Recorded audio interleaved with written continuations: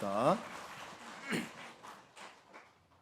저는 그 연말병이라면 그렇다 할 수 있는 병을 해마다 알았습니다. 교회를 개척한 후 지난 29년 동안 저는 해마다 연말을 매우 힘들게 보냈습니다. 한 해를 마무리 짓고 새해를 준비하는 일이 벅찼기 때문입니다.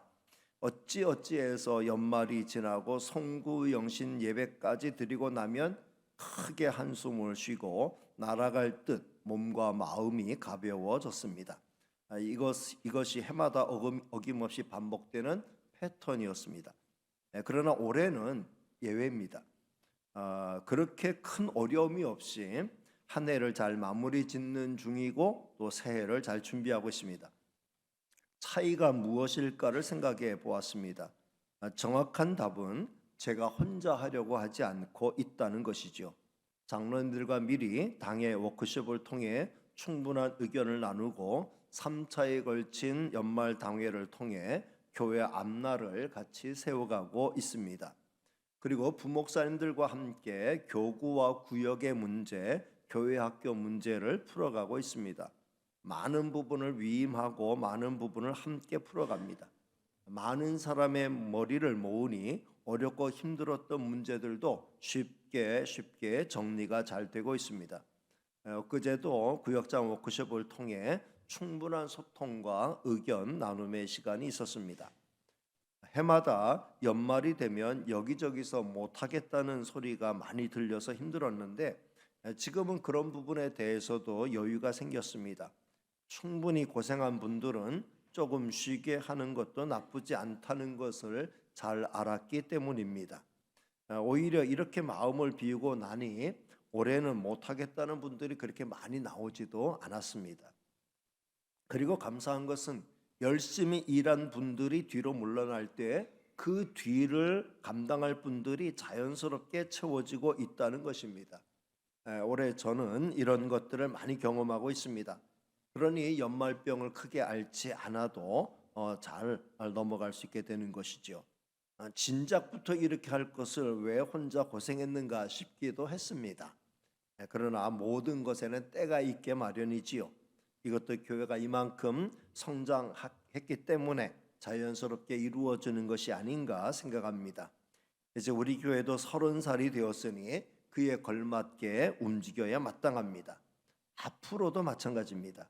장로님들께 맡길 것은 더 많이 맡길 것이고 우리 부목사님들께 맡길 것은 또 더 많이 맡길 것입니다. 지난 안식월 기간에도 교회가 아무런 흔들림이 없이 잘 흘러가는 모습을 보았습니다. 정말 감사한 일이 아닐 수 없습니다. 우리 교회가 건강하게 잘 성장한 것이 분명합니다.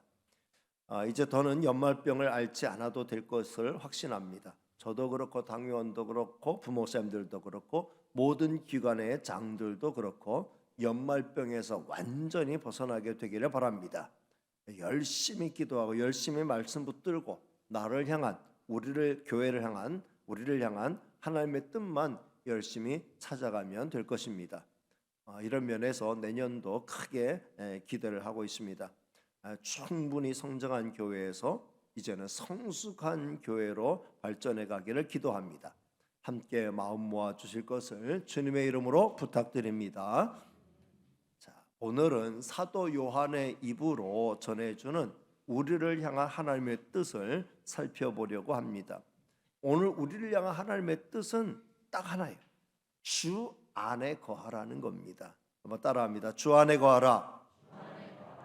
주 안에 거하려면 어떻게 해야 하는가? 주 안에 거하면 어떤 일들이 일어나는가?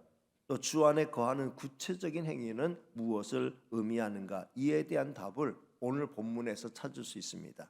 첫째, 주 안에 거하려면 어떻게 해야 합니까? 우리는 어떻게 하면 주 안에 거할 수 있을까?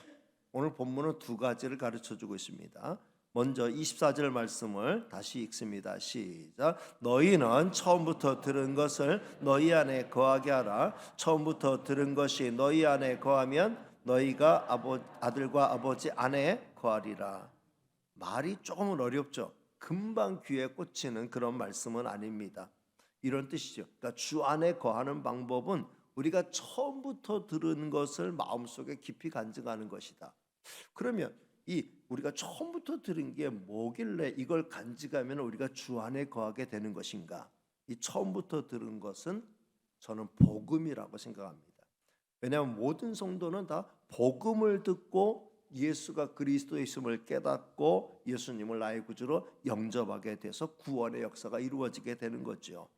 따라서 복음을 깊이 마음속에 간직하고 있는 사람, 다시 말하면 십자가의 은혜와 사랑을 마음속에 잊지 않고 늘 간직하고 살아가는 사람, 이런 사람이 주 안에 거하게 되는 것은 당연한 일이죠.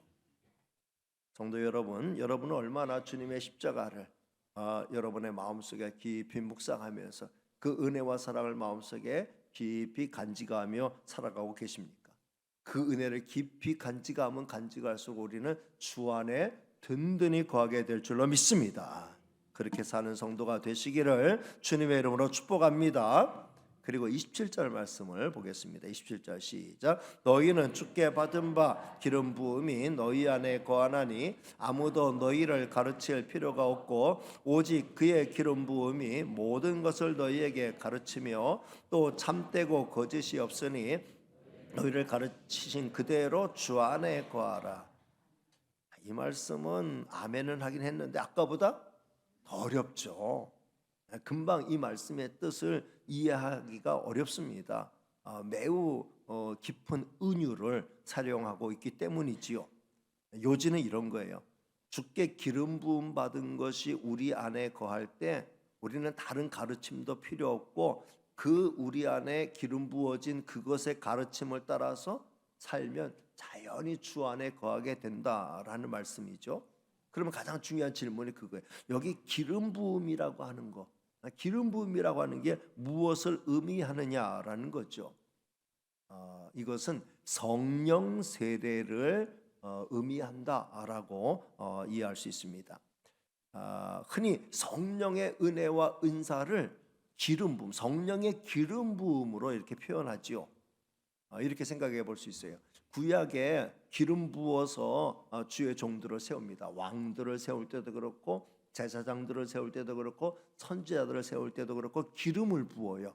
그래서 기름 부음으로 인하여서 하나님의 사람으로 구별되고 이제 하나님의 은혜와 능력을 힘입어서 하나님이 맡겨준 사명을 감당하게 되는 거죠. 신약 시대에는 이 성령의 기름 부음을 통해서 하나님의 사람으로 구별되고 능력받아서 사명을 감당하게 됩니다.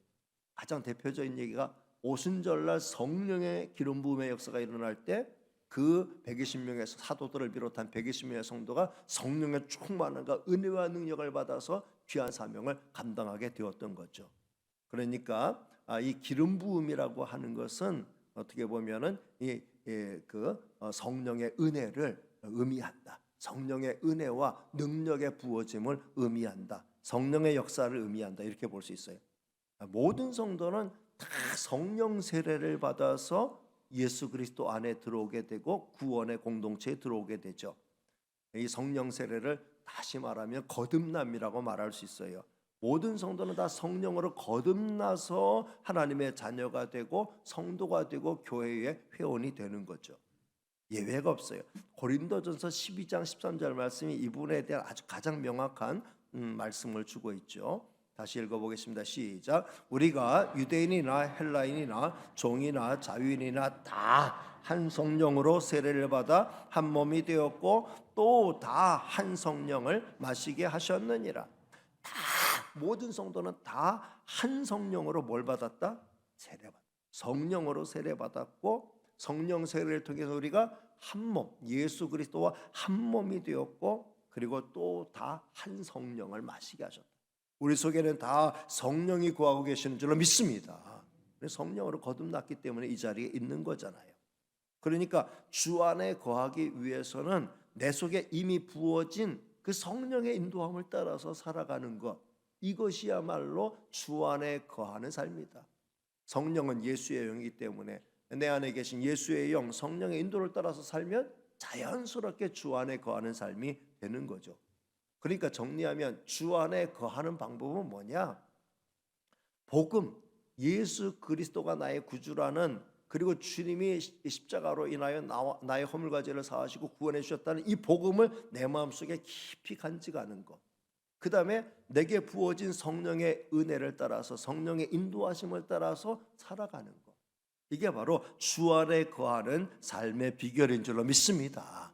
이렇게 주 안에 살아가기를 힘쓰는 저와 여러분이 되시기를 주님의 이름으로 축복합니다. 그렇다면 두 번째, 주 안에 거하면 어떤 일들이 일어납니까? 우리가 주 안에 거하게 되면은 어떤 일들이 일어나는가? 다시 말하면 우리가 주 안에 거하면 어떤 축복이 따라오느냐?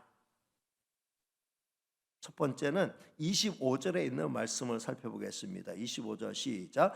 그가 우리에게 약속하신 것은 이것이니 곧 영원한 생명이니라. 우리가 주 안에 거하면 뭘 얻어요? 영원한 생명을 얻는 줄로 믿습니다. 영생을 얻는다는 거예요. 영원한 천국의 주인공, 그리고 천국에서, 영원한 천국에서 우리 주님 배웠고 그 앞에서 살게 되죠. 그 넘치는 영광에 참여하게 되고 영화로운 잔치에 참여하게 됩니다.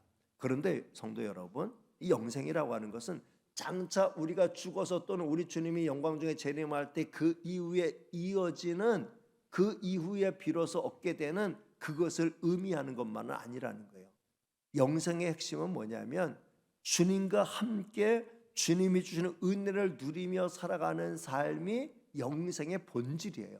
영원히 사는 게 본질이 아니고 주님과 함께 주님의 은혜로 영원히 살아가는 것, 이게 영생의 본질이라고 했을 때 저와 여러분은 이미 이 땅에서 예수님과 함께하는 삶을 시작했기 때문에 영생을 이미 우리는 얻은 자이고 이 땅에서부터 우리는 영생을 누리고 있는 줄로 믿습니다. 이미 우리 생명 얻었어요. 그러니까 여기서부터 스타트해서 계속해서 영원한 삶이 이어지게 되는 거죠.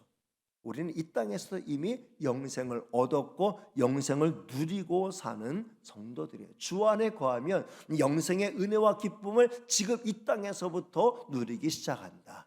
주 안에서 이 은혜와 기쁨을, 이 영원한 생명의 기쁨을, 영생의 기쁨을 누리며 사는 성도가 되시기를 주님의 이름으로 축복합니다.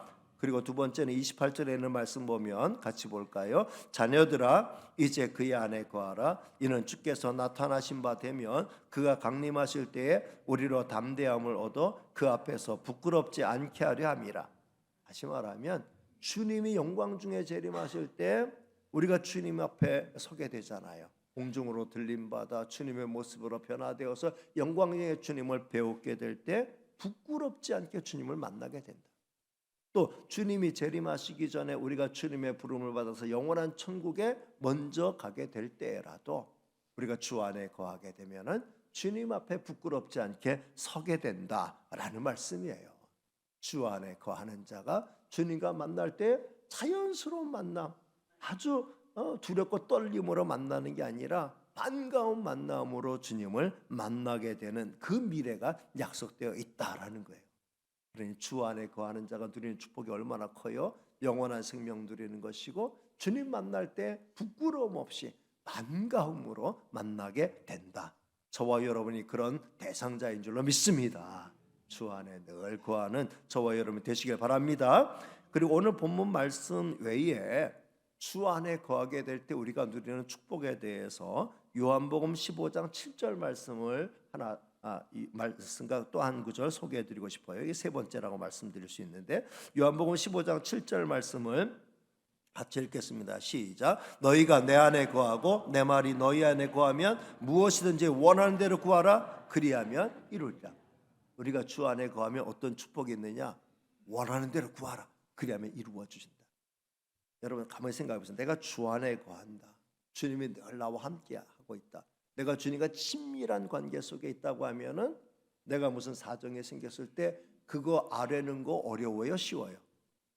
아주 쉽죠. 내가 늘 친한 사람과 쉽게 말하면 내 가족과 함께 가족끼리 어려운 문제 있을 때 이번에 이런 문제 생겼는데 이런 어려움이 생겼는데 어떻게 하면 좋을까?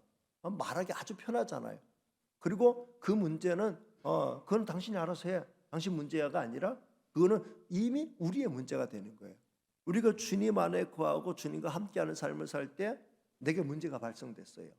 그러면 그 문제는 내 문제이기에 앞서서 그거는 바로 주님의 문제이기도 하는 거예요. 그러니까 나 혼자 고민할 필요가 없어요. 그냥 내가 이런 사정이 생겼다, 이런 어려움이 생겼다, 이런 고민이 생겼다라고 주님께 아뢰면 주님은 그것을 주님의 문제로 받아주시고 그 문제를 해결해 준다는 거예요. 내가 주 안에 거하고 주님이 내 안에 거할 때에 원하는 대로 구하면 이루어진다라고 하는 게 이런 의미라는 거죠. 우리가 일일이 아뢰지 않아도 그 형편과 사정을 아시고 때를 따라 돕는 은혜를 필요적절하게 채워주시는 거예요. 저는 그런 은혜를 많이 경험하고 있어요.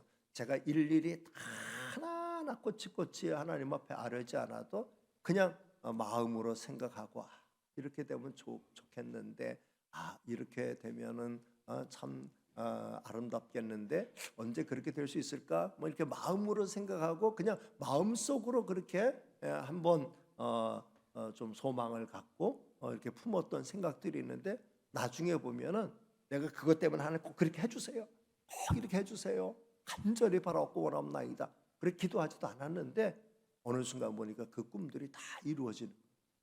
내가 주 안에 거하고 주님이 내 안에 거할 때 내 형편과 사정은 주님이 나보다 더 잘 아시기 때문에 내 형편과 사정에 따라서 가장 필요하고 가장 좋은 것들을 채워주시는 줄로 믿습니다. 그러니까 내가 주 안에 거하면 내 마음에 품은 뜻이 주의 뜻과 같게 되고, 그래서 내 뜻이 이루어지는 게 주의 뜻 이루어지는 게 되고 주의 뜻 이루어지는 게 내 뜻이 이루어지게 되는 정말 은혜롭고 복된 단계로 올라가게 되는 거죠. 이런 은혜를 누리는 성도가 되시기를 주님의 이름으로 축복합니다.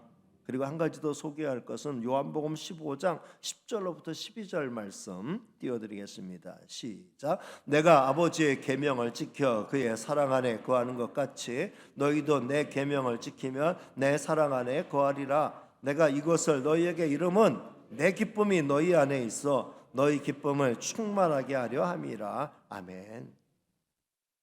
내 계명 지키면 내 사랑 안에 거하게 되고, 그러면 내 사랑 안에 거하게 되면은 내 기쁨이, 여기서 내 기쁨은 누구의 기쁨? 예수님 말씀하셨으니까 예수님 안에 있는 그 신령한 은혜와 기쁨이, 예수님 안에 충만한 그 고상한 기쁨이, 아무도 빼앗아갈 수 없는 그 하나님 안에 있는 그 기쁨이, 내 기쁨이 너희 안에 있어서 너희 기쁨을 충만하게, 우리 기쁨을 충만하게 만들어 주신다.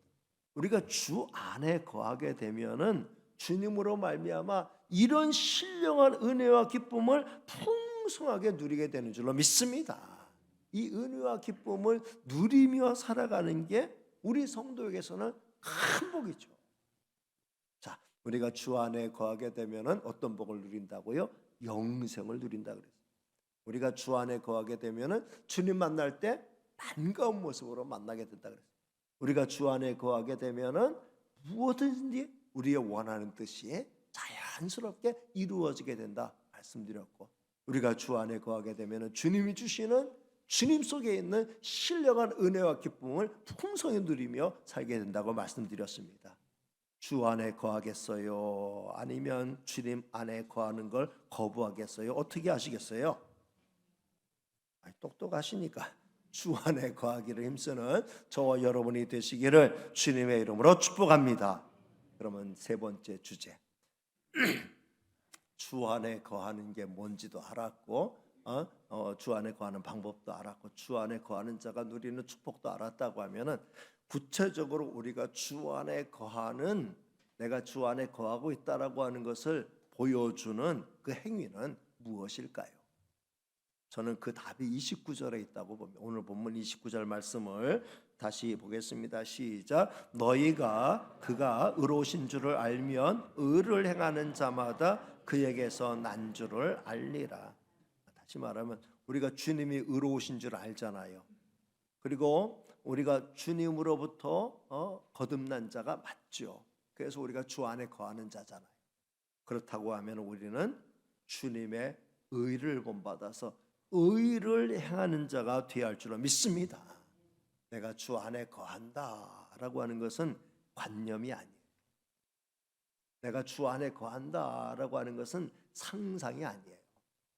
내가 주 안에 거한다라고 하는 삶의 현장에서 구체적으로 이루어져야 되는 거죠. 여러분, 내가 불의를 행하면서 불의를 행하면서 내가 주 안에 거한다 이렇게 말하는 게 가능해요? 어불성설이죠. 정말 주 안에 거한다라고 하는 것은 주님의 의를 본받아서 의를 행하며 살아가는 거죠. 의를 행하는 것 자체가 그 사람이 주 안에 거하고 있다라고 하는 것을 다 보증하는 건 아니지만 그 반대, 주 안에 거하는 자라고 하면은 반드시 의를 행하게 되어 있다라고 하는 건 참이에요.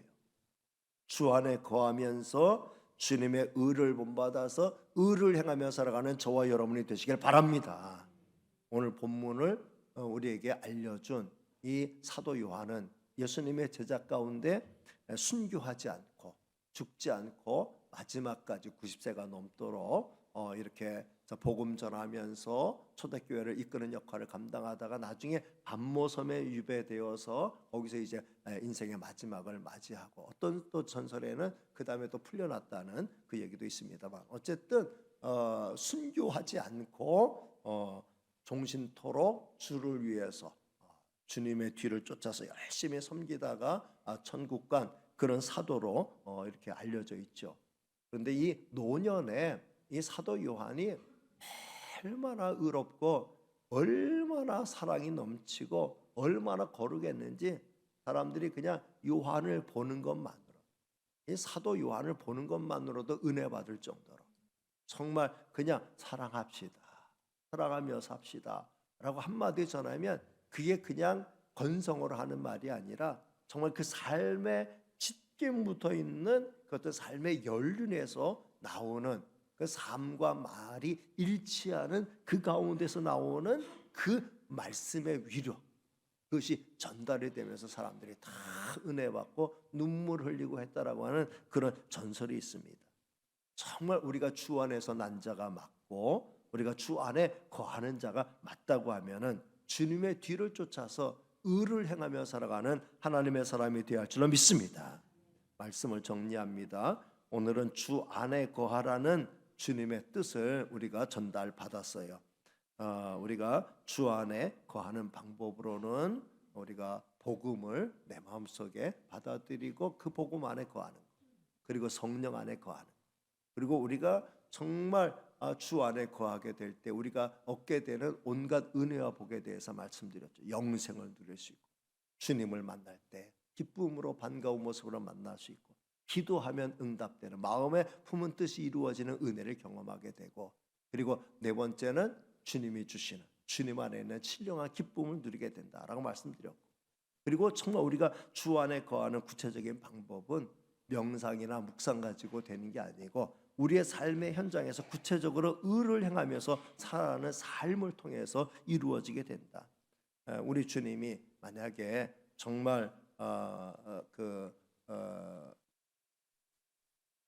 우리를 당장에 천국으로 이끌어 가셨다고 하면 우리는 천국에서는 그렇게 의를 행할 필요가 없어요. 세상에 빛되고 소금되고 복음 전하고 세상의 모범이 되는 그런 삶을 살려고 노력할 필요가 없어요.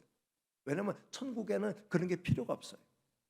우리가 의를 실천하는 삶의 현장은 우리가 이 땅에 있는 동안만, 우리가 이 땅에 살아있는 동안만 필요한 거예요. 천국에 가면은 그 숙제는 이제 더 이상 우리의 숙제가 아니에요. 아직 우리는 이 땅에 있죠. 아직 숙제해야 될 숙제가 남아있는 이 세상에 우리가 살고 있어요. 우리의 숙제가 끝나는 날 하나님께서 우리를 천국으로 데려가실 거예요. 근데 아직 우리가 이 땅에 있다는 것은 아직 우리가 풀어야 될 숙제가 있다는 거예요. 그 숙제는 주님의 뒤를 쫓아서 의를 행하는 삶을 살아가는 것이라는 거죠. 의가 필요한 이 마지막 세상에서 저와 여러분이 다음 몇 가지를 다짐하고 살아갈 수 있게 되기를 바랍니다. 첫 번째는 주 안에 거하면서 혼자 있을 때 의로운 자가 됩시다. 뭐 따라합니다. 주 안에 거하면서 혼자 있을 때 의로운 자가 됩시다. 혼자 있을 때 의로운 자가 진짜 의로운 자죠. 혼자 있을 때 진실한 자가 진짜 진실한 자죠. 혼자 있을 때 주 안에 있는 자가 진짜 신자라고 말씀드릴 수 있어요. 혼자 있을 때 의롭지 못하다가 여러 사람이 있을 때 의로운 척 나타나면 누가 알아요? 자기도 알고 하나님도 알아요. 하나님 다 알고 계시죠. 따라서 혼자 있을 때에 하나님과 나만의 그 만남 속에서 의로움을 지켜나가는 자, 혼자 있을 때 주 안에서 의롭게 살아가는 사람, 이런 사람이 진실한 신자고 이런 사람이 진짜 주 안에 거하는 자가 맞다라는 거죠. 주 안에 거하는 자로서 혼자 있을 때 의로워지는 저와 여러분이 되시기를 주님의 이름으로 축복합니다. 두 번째는 주 안에 거하면서 가정에서 있을 때 의로운 자가 됩시다. 깁니다만 따라합니다. 주 안에 거하면서 가정에서 있을 때 의로운 자가 됩시다. 가정에서 의로운 자가 진짜 의로운 자죠. 집 바깥에서는 아무런 힘도 발휘하지 못하다가 집에 가서는 사나운 사자가 되는 사람이 되면 안 되죠. 옛날 가정들 가운데는 그런 가정들이 많이 있었어요. 근데 지금은 절대로 안 되죠. 그것을 받아주는 식구가 없어요. 가족에게 인정받는 그리스도인이 진정한 그리스도인이라고 할 수 있어요. 남편에게 인정받는 그리스도인이 돼야 되죠. 아내에게 인정받는 그리스도인이 돼야 되죠. 자녀에게 인정받는 그리스도인이 돼야 되죠. 부모에게 인정받는 그리스도인이 돼야 되죠. 무엇보다 내 형제들에게 인정받는 그리스도인이 돼야 합니다. 더 나아가서는 내 친척들에게서 인정받는 그리스도인이 된다고 하면은 정말 훌륭한 그리스도인이라고 할 수 있어요. 다른 데 나가서는, 바깥에 나가서는 정말 의로운 척도 할 수 있고 인정도 받을 수 있고 칭찬도 받을 수 있는데, 내 일거수일투족을 다 알고 있는 내 가족에게서 인정받고 내 가족에게서 칭찬받는다 라고 하면은 그 사람이야말로 주 안에 거하면서 의를 행하는 사람이라고 말할 수 있습니다. 그러니 우리가 정말 주 안에 거하는 자, 그리고 주 안에 거하는 자로서 의로운 삶을 살아가는 의로운 자가 되기 위해서 어디 바깥에 나가서 멋지고 빛나는 일을 해볼까 하고 꿈꾸기에 앞서서 나 혼자 있을 때 하나님 앞에 의로운 자가 되고 내 가족에게서 의로운 자라고 정말 진실한 그리스도인이라고 인정받기를 힘쓰는 저와 여러분이 되시기를 주님의 이름으로 축복합니다. 그리고 마지막 세 번째는 주 안에 거하면서 세상에서 살아갈 때 의로운 자가 됩시다. 따라합니다. 주 안에 거하면서 세상에서 살아갈 때 의로운 자가 됩시다.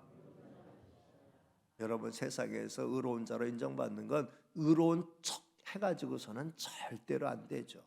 한두 번 의로운 척 보일 수는 있어도 쭉 같이 생활하다 보면은 이 사람이 진실로 의로운 자인지 아닌지는 금방 판가름 나게 돼 있어요.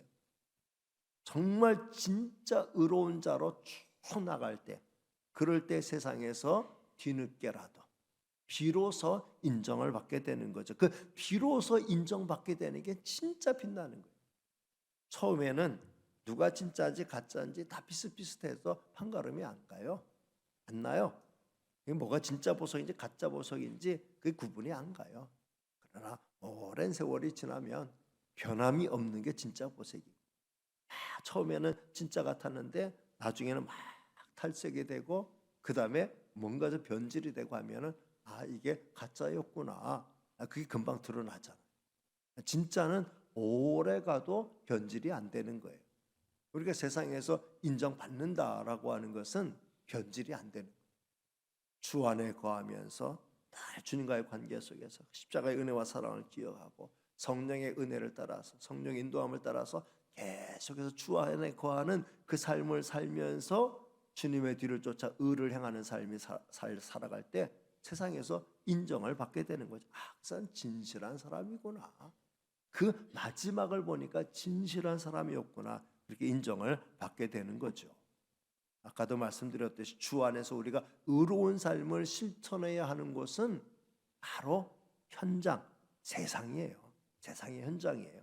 우리는 세상을 등지고 살아갈 수 없어요. 세상 한가운데를 살아가는 거예요. 그 세상 가운데서 우리가 의로운 자로, 그리고 주 안에 거하는 자로 인정을 받아야 된다는 거죠. 우리의 직장이 의로운 삶의 현장이 되어야 합니다. 우리의 사업장이 의로운 삶의 현장이 되어야 합니다.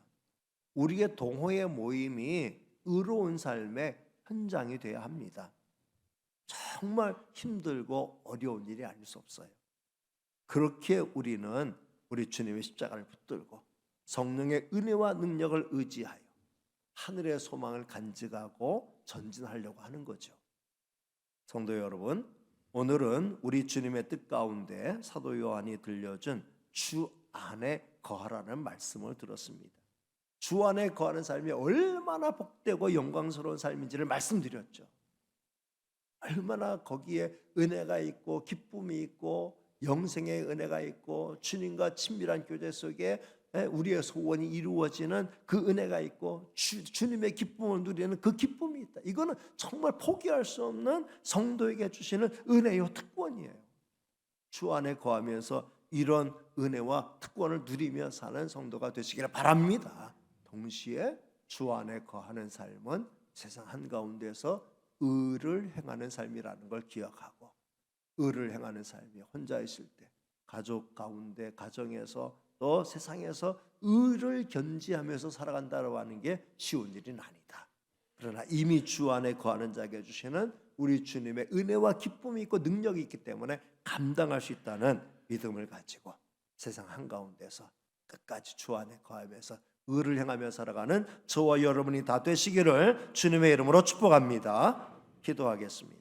은혜로우시고 사랑 많으신 하나님 감사합니다. 오늘도 저희들을 사랑해 주시고 이 아침에 불러주시고 주님의 뜻도 알게 해주셔서 감사합니다. 주님의 뜻 하나하나 알아가는 게 깨우침의 순간도 되고 그 자체로 은혜도 되지만 막상 주님의 뜻대로 내가 하루하루를 살아가야 한다, 남은 생을 살아가야 한다라고 하는 것은 숙제가 하나 더 쌓이는 것과 같습니다. 그러나 이것은 숙제이면서 동시에 우리에게는 한없는 은혜와 축복의 기회인 줄로 믿습니다. 주 안에 거하면서 주 안에 거하는 자가 누리는 은혜와 복을 누리며 살게 하여 주옵시고, 주 안에 거하는 자로서의 합당한 삶, 의로운 삶을 살아가는 저희가 되게 하여 주옵소서.